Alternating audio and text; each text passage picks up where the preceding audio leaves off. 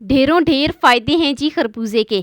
ये blood pressure को control करता है, चेहरे को ये निखारता है। जिन लोगों को नहीं पसंद वो भी इसके फ़ायदे अगर सुनेंगे ना तो उनकी भी ये पसंदीदा फल बन जाएगा।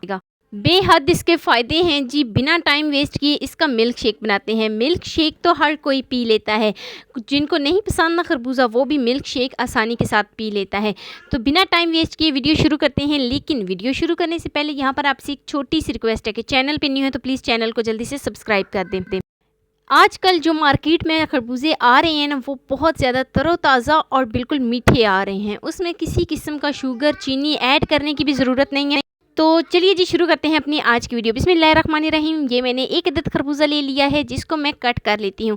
कटिंग जो है ना मैं दरमियान से इस तरीके से इसकी कटिंग करती हूँ और कटिंग करने के बाद जो है ना देखें जो मीठा लग रहा है ना, मीठा ये शक्ल से ही इतना मीठा लग रहा है कि इसको जो है ना मिल्क शेक भी बनाने की ज़रूरत नहीं है, ये ऐसे ही बंदा खा जाए। तो यहाँ पर मैंने इसको कट कर लिया है, 2 हिस्सों में मैंने इसको डिवाइड कर लिया है कुछ इस तरीके से। तो यहाँ पर मैं इसके बीज निकालती हूँ, जितने भी इसके बीज हैं ना दोनों साइडों से निकाल लेती हूँ। क्योंकि अच्छा, सबसे पहले बात करते हैं कि चम्मच को गोल मोल घुमाएंगे और घुमाने के बाद देखें जी कितनी आसानी के साथ सारे बीज जो है ना इसके निकल आए हैं। तो इस तरीके से इन बीजों को मैं एक प्लेट में, एक बर्तन में निकाल लेती हूँ। तो निकालने के बाद इस तरीके से ये आ गए हैं। तो ये येलो मज़ेदार से खरबूजे जो है ना ब्लड प्रेशर के मरीज़ों के लिए तो ये बेहद मुफीद है।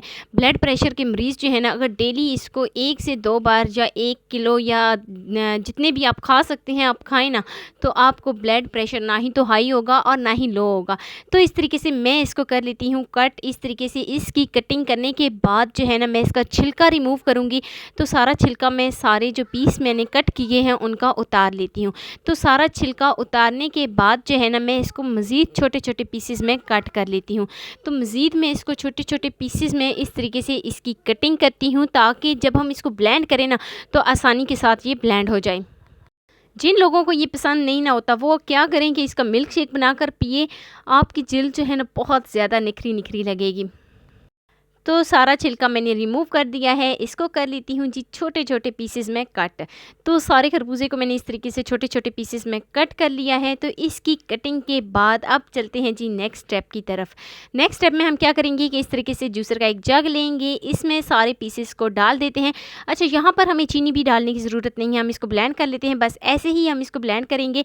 तो ब्लेंड करने के बाद हल्की सी बर्फ़ डालेंगे और बर्फ़ डालने के बाद सारा जितना भी मैंने इसमें बना के रखा था ना जो मिल्क शेक था खरबूजे का, वो इस ग्लास में डालूंगी। और ये देखें जी, ये है जी इसकी फाइनल लुक मज़ेदार सा और ठंडा ठंडा हमारा मिल्क शेक जो है वो बनकर रेडी हो गया है।